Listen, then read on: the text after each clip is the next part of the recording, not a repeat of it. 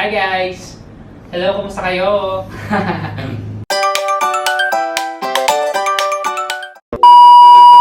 So, for today's vlog, magkakaroon tayo ng United States haul. So, ito yung mga na-shopping namin doon sa Los Angeles, San Francisco, Las Vegas, and Seattle.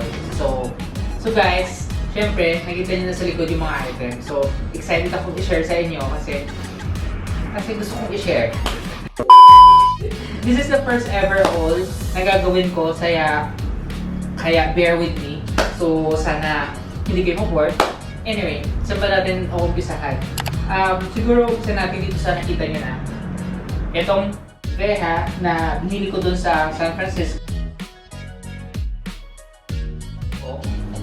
And may box to guys, kaya lang wala siyang, hindi ko na bagay kasi. So, saka hindi naman siya ganun talaga ka, parang iba kita ko dito. Tapos may kasama siyang newspaper, parang story. Ito guys, ayan o. Ito yung mga different design ng VEJA. So, it's a Brazilian brand. Sa mga hindi nakakaalam. So, sumikat tong brand na to. Yes, syempre, Korean novela. Sinusuot ng mga Korean actor and si V daw ng BTS sinusuot nito ng brand na to. Kaya lalo siyang sumikat. So, ayan, excited akong i-share kasi, di ba, vintage naman yung design. So, tatagal talaga yung ganitong klaseng design. Kaya, binili ko na siya. So, sa San Francisco ko siya binili sa Nordstrom. Yun. So, tingnan nyo yung design guys. Ayan. Sige, moving forward. And the next item is the Gucci. Yeah, this is parang advanced birthday gift sa South Korea chart. So, ano to guys? It's a wallet. Tada! So, open natin yung wallet. So, ayan. Ito yung mga proof of purchase. Kailangan yan para ito future, alam na. Then, ang bayad guys, kasi binili ko to sa sa San Francisco. Tapos sinabi ko dun sa agent, bigyan mo ako ng 2 dust bags. So, binigyan naman ako. Wala lang, di ba? O, di ba? Tada! Pang collection lang. Tapos, ito na yung wallet guys. Buksan na natin. So guys, ito yung first ever na wallet na binili ko talaga na dugot pawis. Charing. Are you excited? Tada!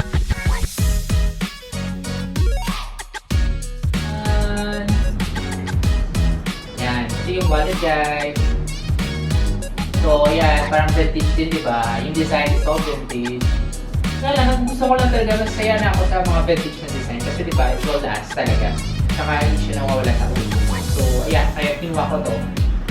Ayan. So wala siyang zipper na lagyan ng points. So parang lang talaga siya. Ito wallet. Ito all the bills. Tapos yung mga cards, ayan. Ayan, yan na guys. Ito yung Gucci wallet. So kung nagtatanong ko anong name ng design, hindi ko din alam guys. So ganda din ng niya So, parang gas bag. Itong book na to na sobrang bigat. Alam ba kung saan ko ito nabili guys? Sa Beverly Hills. So it's a Tom Ford. And it's 5 kilos. As in guys, grabe. Parang carry pa namin ito. Sobrang bigat. Ayan o, may pinta. Ayan. So gusto niyo bang buksan ko guys? Alam mo, hindi ko pa nang bubuksan to. Ay naku, Tom Ford. Napakahirap mong dalhin dito sa Pilipinas. So luckily nadala na kita. Ayan na yun guys. Nakita niyo na. Ayan. Then ito sa likod niya. Ayan, si Tom Ford. So, pag binuksan natin, malaki talaga ito yung guys ha. Ayan o. Diba? At saka mabigat. It's 5 kilos. Yan. Kung gusto nyo makita, pumunta kayo dito sa amin para mapahiram natin. Kasi hindi ko alam kung sino pa meron ito. Basta ang alam ko, happy talaga ako na purchase ko to. Kasi diba, din book din ng mga, mga lifestyle, fashion. It's a one of a kind and you should have talaga siya. Yeah. Balikan natin siya. Nakakapagod. Ano pa ba guys? So next natin is, siguro natin dito sa ilalim. Siguro ito Remowa, di ba? So first time ko magkaka-Remowa, and so sad kasi nag-price increase sila. As in like 100%. Ayun, so sad. Pero, ang ano doon, ang masaya doon kasi nag-price increase sila kasi nagkaroon sila ng changes sa warranty. Yung warranty, ginawa nilang lifetime na. So, nung dati daw, it's 5 years lang. Eh ngayon, lifetime na. So, yeah. Siguro, mamahal pa sila. Kaya, trip ko talaga magkaroon ng Rimowa eh. So, it's a, hand carry luggage. So, buksan ko na lang guys. Ito na siya guys. So, imagine, dinala pa namin to. So, guys, ano ko pala ito binili sa Las Vegas. Yan. Kasama nito, malaking paper bag. And of course, the dust bag. Of course, ito ba? Itong white na paper bag. Yeah. So this white paper bag, of course, Prada. And it's another piece of shoes. Yes, it's a rubber shoes. Yan guys, yung box. So, nadala talaga namin, diba? Diba? So, ang Prada shoes na to is hindi ko alam. Basta, comfy siya. And, ito yung itsura. Tada!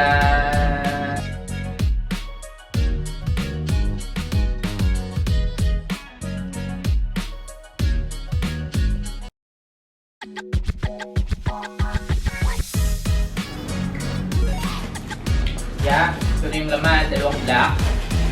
Black and white pa rin. See guys. So, second shoes. From VEJA to this. Ayan. So guys, mamagaan lang siya. Tapos yung hindi siya leather. Ano nga to? Nylon siya. Ayan. So, nylon talaga yung ano niya, materials. Super comfy talaga guys. So, yeah. Diba? Pwede siyang takot-takot kung saan. Okay? And guys, yun nga pala din. May nagpabili sa akin sa Sephora. So, napakita ko na. Itong items na to, ito, Chanel Coco. And the DIOR na Hadur. Yeah. And another one. Yes. Jador. Yun lang. Yun yung laman ng Sephora natin guys. Okay. And the next item na i-box natin, i-unbox natin is the... ito pala guys. Ito. Simple na to. Yeah, it's anong brand ba to? European brand siguro to. Diba? Basta nakikita ko lang sa mga vlogger na sinusuot. So, sobrang comfy. Kaya humingi na ako. Sabi ko guys sa Beverly Hills. So, 3 piraso ng typical t-shirt nila. It's $69. So, medyo mahal lang yung tax sa Beverly Hills. Pero, yeah. Kasi lang tayo pumunta doon. Kaya, humingi na ako. Basta t-shirt lang siya guys. So, yeah. It's COS. Meron dito sa SM Aura. You can buy there also. And guys, sobrang happy ako. Share ko sa inyo. Binili ko to sa saan ba? Sa Las Vegas. Itong LABO. Yeah, I don't know how to pronounce it correctly. Pero, alam niyo na yung best seller nila is the Santal set. Santal 33. Ayan. Yung maganda guys, pag bumili ka sa boutique nila is customize yung bottle. So, ayan, may pangalan.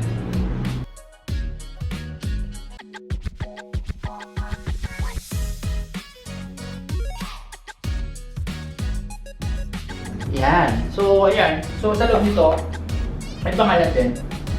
So, karamihan sa mga vlogger, nabibili nila dito. Talagang US-based brand talaga itong scent na to. Kaya, nakita ko to sa Las Vegas. Sobrang, na-excite talaga ako. Hinaharap ko talaga to. So, yun. So, kaya, sobrang happy ako. So, sana matry nyo, maamoy nyo din. Worth it talaga. Promise. Hindi ka talaga magsisisi. Kasi, na-try ko to, tapos binalikan ko lang kasi medyo pricey siya. And, ganun pa rin yung amoy niya. So, sabi ko, wow, grabe. Sana matry niyo. Huwag ko nang buksan ha. Basta, yun yung box. Tsaka yung laman, yung parang 100 ml. Ayan. So, basta guys. Itong Alexander Mcqueen is another piece of shoes. It's a third shoes. Okay guys, binili ko to kasi dream shoes ko talaga siya since before pandemic. So, sabi ko sa sarili ko, I wanna treat myself something like vintage. Karamihan na nabili ko talagang parang vintage siya. So, it's a classic design na, alam mo yun, maglalas talaga siya. So, alam mo na siguro, di ba? Kita niya, it's a normal Alexander Mcqueen. Pero, the feeling kasi na ikaw yung binili mo sa store. So, yeah, hindi yan matatawaran kung magbili ng iba. So, comfy talaga yung shoes na to. And nakakataas. So mag-a-add sa'yo ng 3 inches. Kaya kung wala ka pa nito, you should buy. Buy na! And another, yan. Guys, kung nakikita nyo, maraming dalawang dust bag to. Pero isa lang dapat. Kaya lang, nakausap ko yung sales lady. Minsan doon kasi yung Pilipinas, so alam mo na, Filipina Magic. Kaya, nabibigyan tayo ng dalawang dust bag. So, kasya-kasya sa dalawang shoes ko. Yan. Siyempre, ito na siya guys. It's Alexander Mcqueen. O, diba? Yan. Diba guys? So, maganda yung packaging. Kaya minimaintain natin na ganito. Tada! Alright, medyo matagal na itong vlog. And, tapusin na natin. Ilang piece pa ba? Malapit na.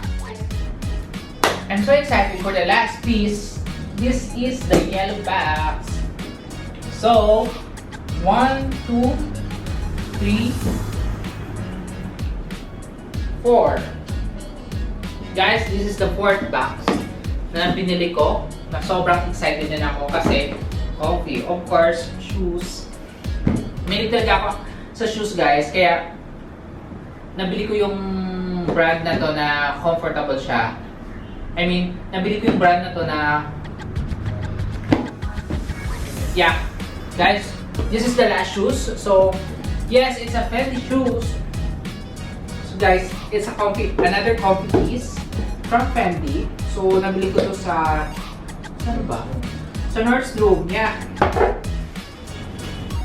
So, ayan, nagdalawa na namang dust bag. And anong itsura? Siyempre, ito yung pangalan ni guys. Tapos, kung lalagay mo yung shoes mo or yung fit mo, magsizipper ka lang dito. Tapos, ayan na, pasok mo na. Then, after, close mo na. Diba? Oh, amazing! Another Fenty collection.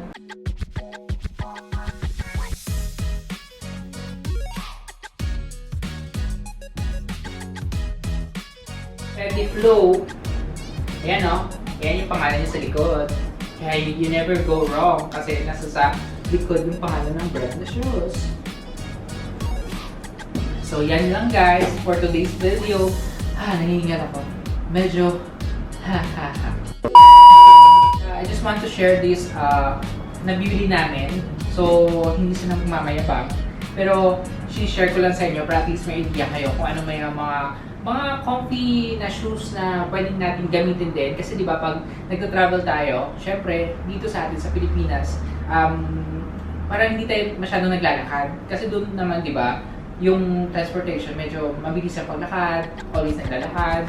Kaya na-realize ko na dapat yung mga sinusuot natin, especially the shoes, kasi di ba naglalakad ka nga, comfortable. Kaya guys, yeah, share ko lang sa inyo.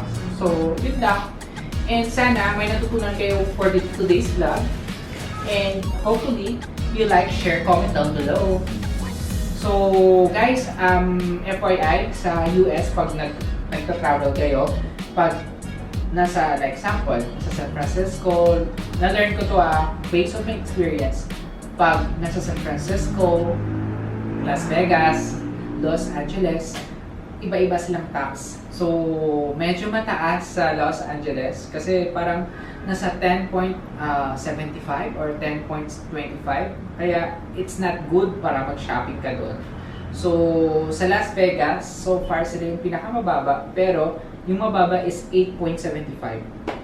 So, yun guys. So, kaya lang minsan naman kasi pag nagta-travel ka, tapos may gusto kang item, eh, sa ibang states wala yun. So, yun naman yung parang disadvantage.